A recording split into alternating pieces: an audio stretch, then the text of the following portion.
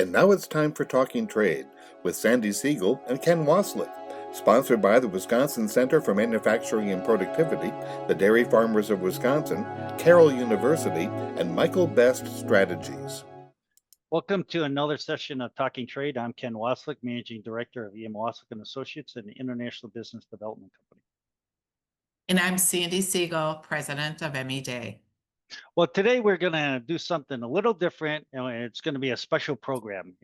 Many of us know, ME Day and Company, Sandi is the CEO. She's been a premier customs broker and freight forwarder based in Milwaukee. She's been in the thick of it. Your whole team, Sandi, has been in the thick of this whole state of affairs of the tariff and with President Trump since the first executive order, back in January. You've been in through this before during his first administration, and it's been a real battle trying to keep up with the ever-changing rates, the conditions, economic consequences for every importer, and I would also say every exporter as well, because their raw materials have changed. And over the last 6 months, though, certain practices are coming to be employed and engaged in to navigate this very uncertain environment. So today, I'm going to ask Sandi what her team has employed and what her team has learned, and how you're advising your clients today. So, Sandi, are you ready? I'm ready for you, Ken. Well, that's great. That's great. Well, okay, so we have a very volatile climate, ever-changing tariffs, country-specific, reciprocal duties, timelines, dates, drop-dead dates, extensions, all of this. And while we want to talk about tariffs as a whole, I don't think we can. It's too big of a subject. You can't cover everything. We don't have the time. We don't have the time. And nor do our listeners want us to ramble on each one. So let's take an example, and this would be something that's very important to manufacturers here in the U.S. and the Midwest: the steel and aluminum tariffs. Metals is very important. It's I would say a critical input to many of our manufacturers here. So can you just give us an overview of where we are with the steel and aluminum tariffs and what's the status today? Okay. Well, thank you for that introduction. And you're right, impacting everybody: importers, exporters, consumers, all of us. And I think the steel and aluminum has its own unique impacts and challenges, and it's a good topic, and it's been volatile like all the rest, and a little bit misunderstood. It again has its own nuances. They're not new, and you talk about all the issues we've had over the years, and many presidents before President Trump. But the steel and aluminum started back in 2018, that Section 232, which at that time under President Trump was under the pretense and in reaction to national security, a national security threat, which is what Section 232 covers, and a stated overcapacity of global steel and aluminum markets, and trying to balance that and how it impacted the U.S. steel and aluminum producers. At that time, what's really been impactful though now is there's been a lot of changes, and we'll talk about that a little bit.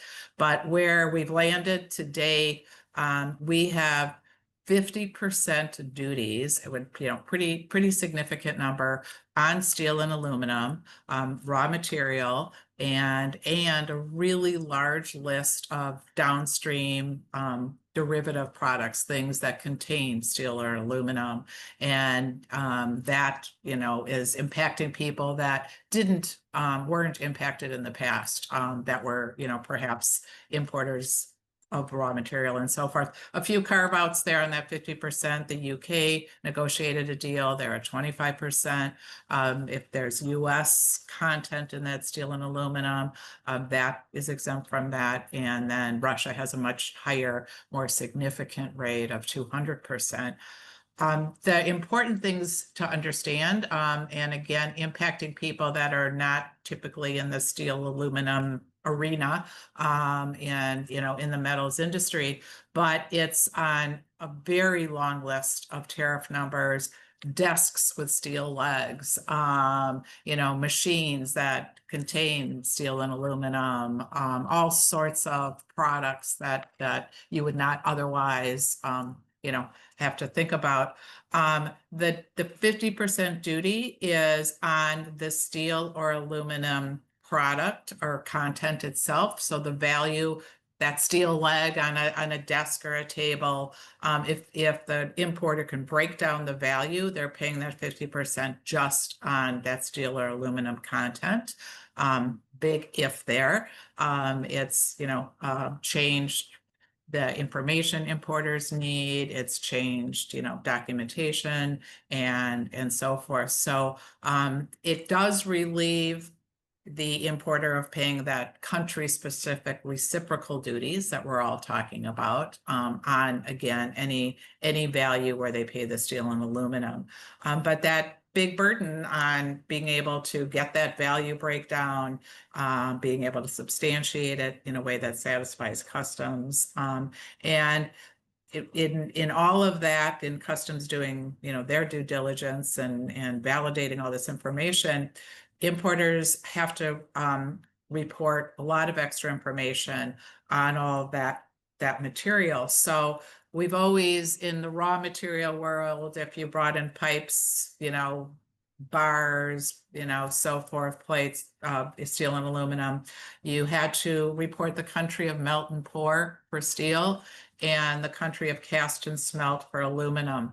That's not new, again, for raw material, but it's now required on even these downstream products. So it's not common that a furniture importer would necessarily know the country Right. that, those steel legs, the origin of that. So that, again, just a whole new burden of trying to obtain this information and the impact of it.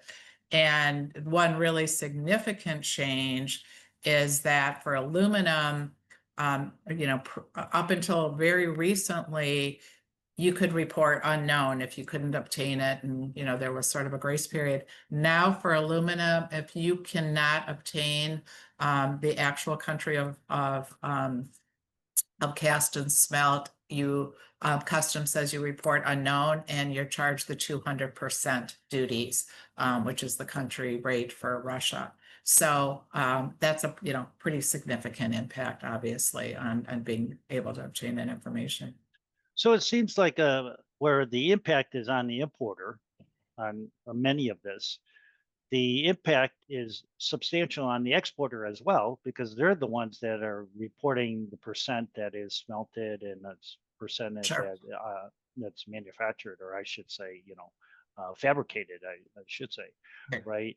And so how are, importers working with their exporters back and forth? I mean, some of them probably are very detailed, and then probably many of the smaller importers are really challenged. Really challenged. Yeah, no,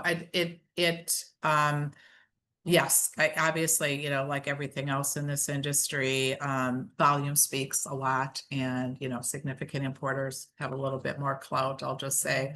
But, everybody's in need of working with their suppliers, and even big importers are challenged, to work with their foreign suppliers. And do the foreign suppliers even know where a particular item, was fabricated from what, if their bill of materials and their record keeping isn't, as accurate as one might hope, they're going to be really challenged to provide that detail. But we've been working a lot trying to educate, buyers here, importers here, again, to work with their suppliers and start getting that information, get a value breakdown. If you've got a finished good and, you've just got something on the derivatives list, and getting the country specific information, again, super vital on aluminum, because if you can't substantiate cast and smelt, you're paying ridiculous 200%.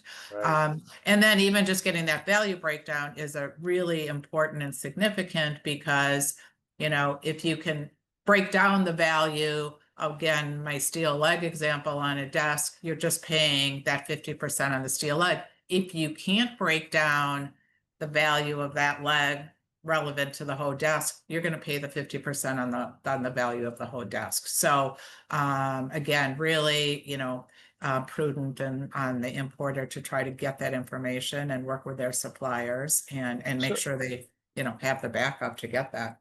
So from a documentation standpoint, people can talk about, send an email to their exporter and say, okay, what's the percentage of this desk is steel, and where's it coming from, and things of that nature. But what are you advising your clients on a documentation to support the declarations? Some of it is industry specific, I'll just say, as far as, again, manufacturing reports, bill of materials, things that are similar often to USMCA, and again, being able to break down content and so forth. We've been getting a lot of inquiries on consulting and working with some of the trade attorneys where you can there's accounting principles, accepted accounting processes to look at the sold value and try to mitigate what you report to customs, and pulling out profit and labor and certain things to try to drill it down to the lowest reportable value, again, if you're paying that 50%. So it depends a little bit on the industry on how you're gonna get there, but it's a growing trend in the world we live in with all of these, not just because of the tariffs, more impactful because of the tariffs, but we've been on a trajectory with customs and government agencies for more and more supply chain transparency, right? And this very significant burden on importers here. Some of that is because of forced labor, right? And being able to, understand and know where products were made and know who your suppliers are overseas and visit the factories. And, so really, incredible supply chain transparency burden on importers, which, again, very, very challenging. And if you're buying from, some of these small factories overseas, are they going to be able to provide the paperwork and the information you need? Well, that's always been a challenge for many of our clients, is working with some of these suppliers, that the paperwork is incomplete. That's probably the best word to say, Right. as opposed to non-existent, or Yeah. I'm not going to say fraudulent, but made up, Yes. just to suffice, so that the importer has some documentation from their exporters or their manufacturers or suppliers that they can support their declarations. So Yeah, exactly. Yeah, So and I think you want to be able to show due diligence, right? On, Right. and yeah, but it again, now more than ever, there's a price tag for not being able to get that information. Sure, And I right. think that's, I very think much that's so. the real challenge now. So you talked about you're helping our clients somewhat on the consulting, advising them. Are there any best practices that are now standard in the industry, or should be adopted by every importer? Again, I'll reemphasize, knowing your supply chain more than ever, because as we've seen in these last 6 months, what's around the corner, right? Right. On what you're going to need to, produce and understand and know, and just really knowing your supply chain, and knowing, your manufacturers and so forth.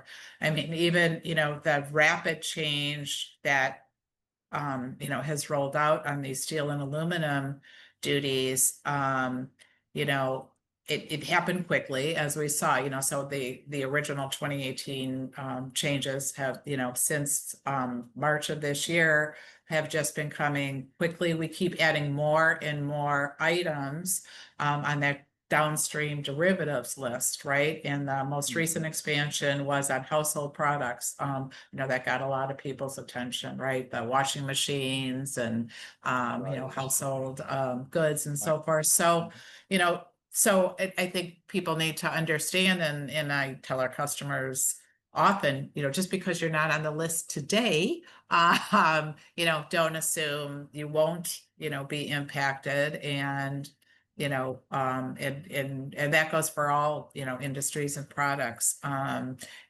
There's a lot of challenges similarly on, the wood and knowing the species and where wood product was, where the tree was grown and so forth. And, it's very similar. So, we continue to expand the scope and duties of what's been covered on the steel and aluminum. Copper is now on investigation. So again, that's just around the corner, and I think we'll have could have a similar impact.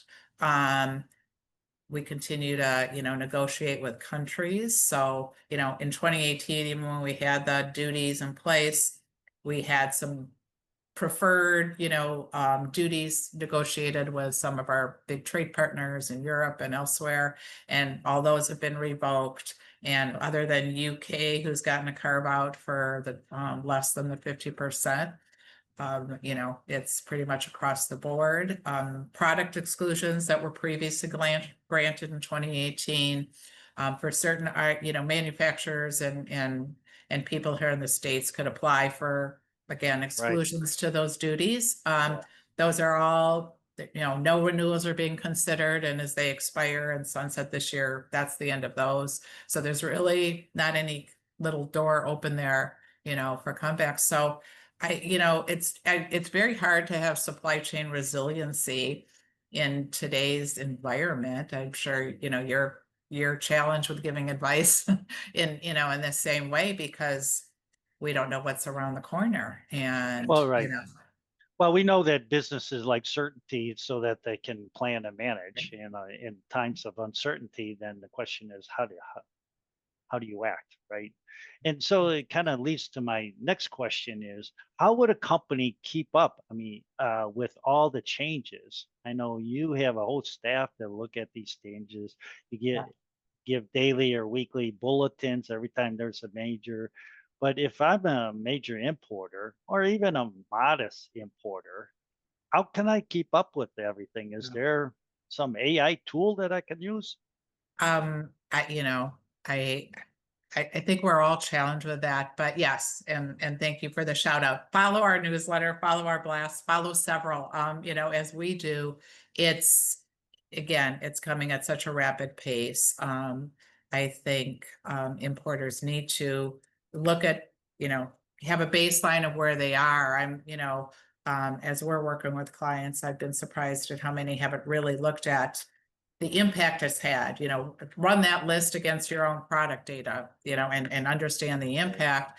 And then, there's opportunities to, re-engineer your product, or, confirm, it's a really good time. We've been telling importers to audit that list of theirs, audit the tariff numbers they're using, make sure it's classified right? Maybe you're not, shouldn't even, don't be on the list and so forth. Or can you re-engineer the product to get off the list, or, whatever. And again, start drilling down and do what you can to try to mitigate it.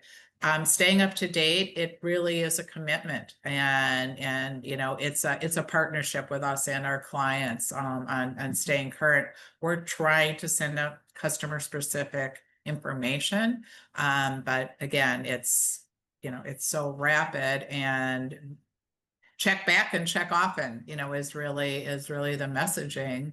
And we've had customers that have reacted to all the increased duties with China and moved production, and then the reciprocal tariffs came out, and certain countries that no one expected to get as higher rates as they did on the August 1 date. It totally, their whole plan fell apart based on the anticipation of duties. So It's a continual thing, but there are some exemptions on there, and again, it's really sitting down with your broker or compliance consultant to understand. There's some opportunities still out there on some of the duty exemptions on certain products. So yeah, understanding that, and again, working with your suppliers on being able to lower the value within the confines of the regulations. Well, Sandy, we could keep talking about this for a long time, and